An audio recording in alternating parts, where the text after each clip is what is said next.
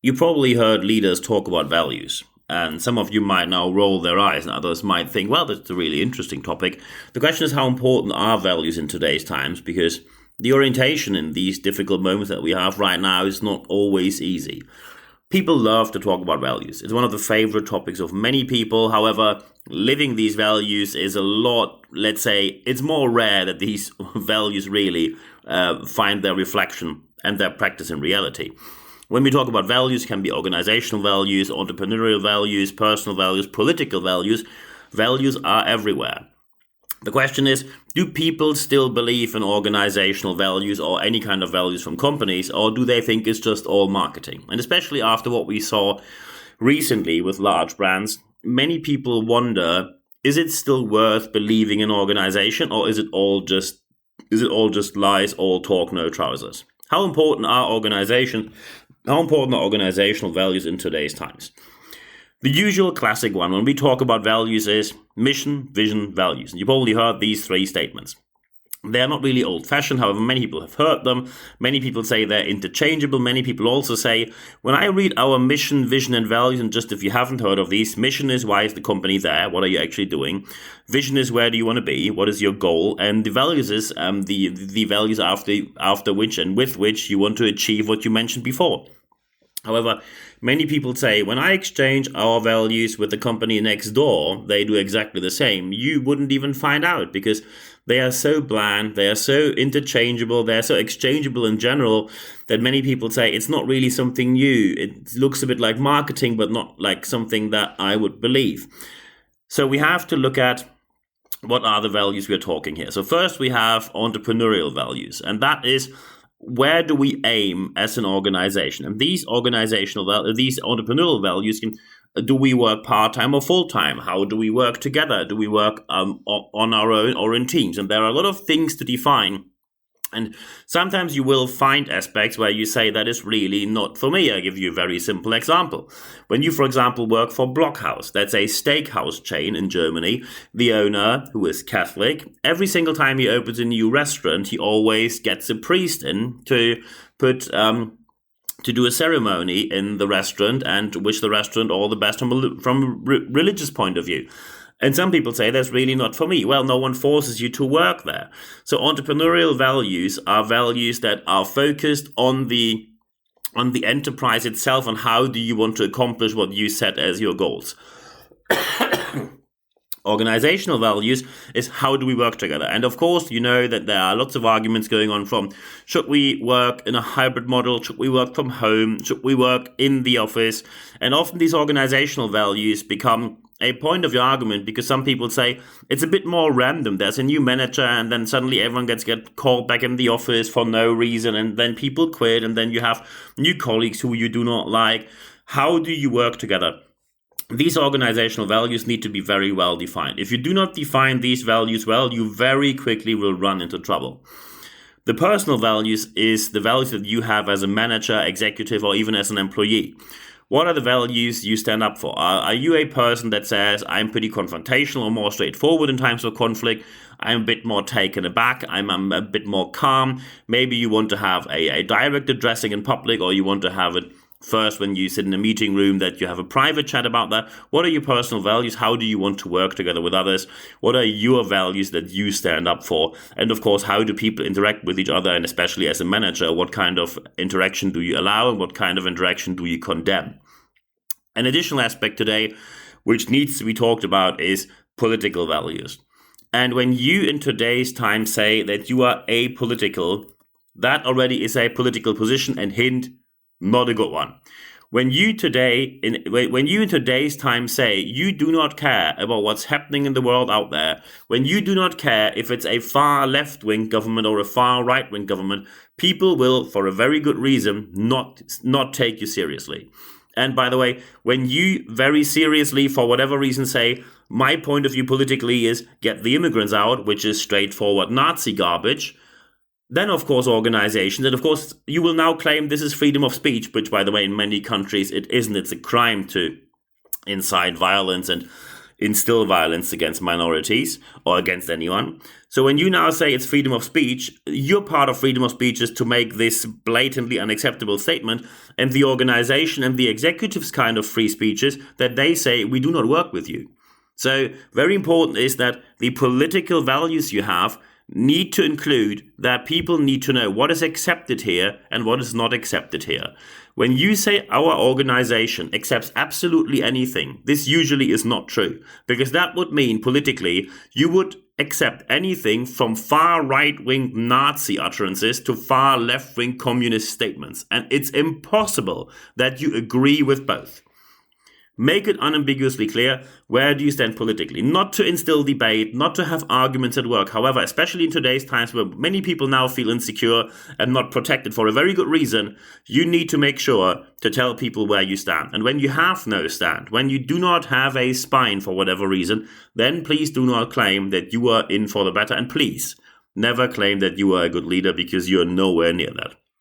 And of course, some people right now say, come on, Niels, I'm really just there to get my work done. Why is this relevant? Values give a direction. Values bring teams together. Values tell people this is what we work on. Values also tell people this is what is possible here and this is what's not possible here. A lot of talking, a lot of arguments will not happen when you have very clear values set out. I give you a very simple organizational value here. You probably know Rolex, the luxury watch brand. They say we have an on-site culture of work. And some people say, well, that's not for me. That's not very modern. You should have a hybrid model, or you should have remote work policies. And Rolex can live with the fact that you will not apply for work with them when you want to have a hybrid or remote work model. They decided that their values are you, when you want to work for Rolex and with all the benefits that comes along with it of great pay and the big brand and whatnot and the amazing piece in your CV, when you want to have all of that, you have to align with their values. And if you don't, feel free to apply somewhere else. So values tell you what's possible, what's not possible. It offers opportunities, but it also shows the limits of what we are not going to do. Values also give a very clear cut, which shows the difference between you and the organization next door. When values become interchangeable and you say, well, we're a production facility and we produce key rings, so we do key rings, there are machines, and at the end key rings fall out and we sell them in one place or the other in different levels of quality. And next door probably another company does exactly the same. So when there are no values, very quickly people will compare the pay and the benefits. And usually these benefits also come down to investing money to employees. And very quickly people will say the best pay then gets me. When there are no values, there is no reason why I should work here or there except the better pay. And I give you an example of how values can very quickly affect if people stay or not. I just give you examples of two of my companies. With one, there is a former IT leader who really didn't catch up with the developments, who's now doing different work, but he's still there. He didn't get fired. With another company, there are two people who work in admin, and they are doing okay-ish work, but they are a bit slow, and they also are a bit too slow. However, both of these companies, by the way, owner-led companies, all of these people are more than 30 years in the organization. And the ownership said, these people are set. They will not be fired. And of course, now some people might say, I find this really a nuisance. They get well paid.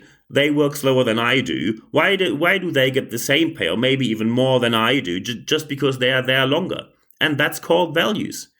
Some companies will not have these values. Some companies say, as soon as you're not productive anymore, you have to leave. And some companies will say, when you earned your way up and you worked for us for 25 or more years, then you will stay if you want to until you retire. And you might be annoyed right now when you're 21 years old. However, when you think forward, maybe you are affected by such a development in 20 years' time, and then maybe you are just happy that someone says, no worries, you can stay here until you retire. These are values, and values help. Values show the brand as an organization. Values show the brand of an employer. Values show the brand of a leader, the brand of a person working in the organization. Every single person has to make their values unambiguously clear. And when you want to implement that, be aware it is a bottom-up process.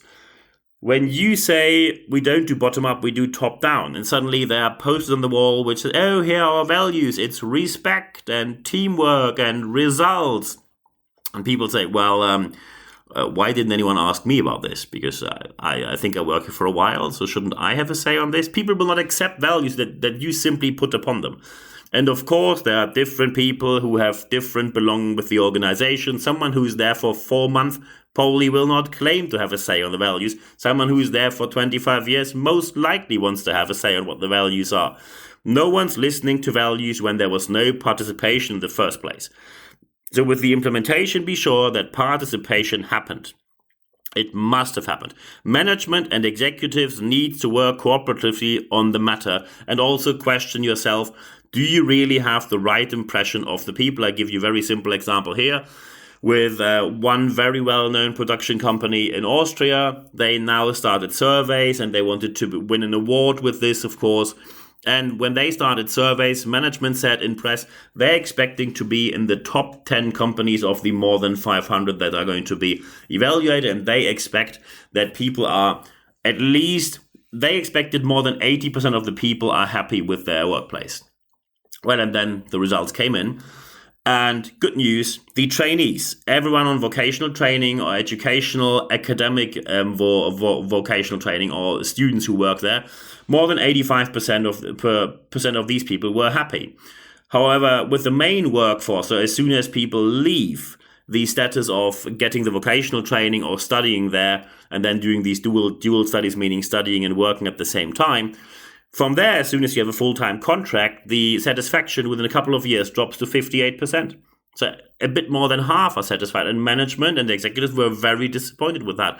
Well, you have to question what happened there. And the surveys will give you a hint.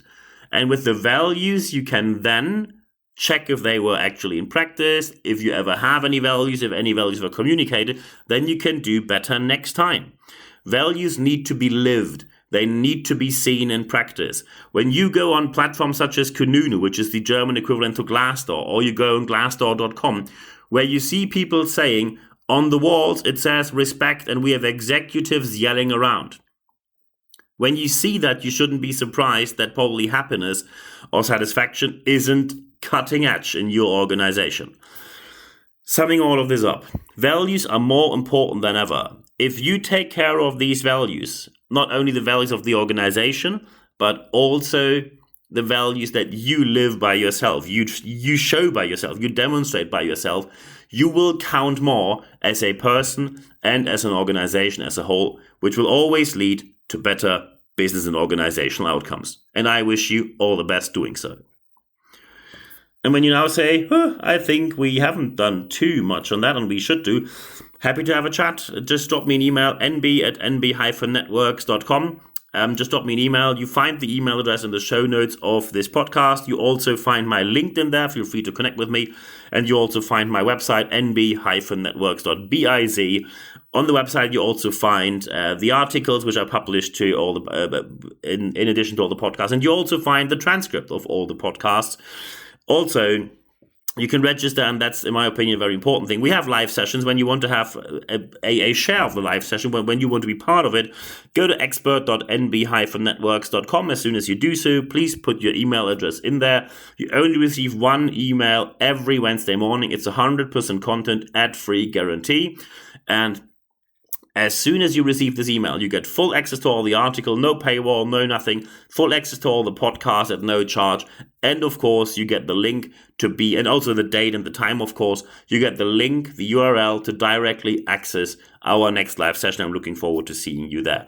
The third aspect, however, is the most important one. Apply what you heard in this podcast, because only when you apply what you heard, you will see the positive outcomes that you obviously want to see. I wish you all the best doing so. Feel free to contact me anytime. Any message I receive, I answer within 24 hours. So I'm looking forward to hearing from you. And at the end of this podcast, there's only one thing left for me to say. Thank you very much for your time.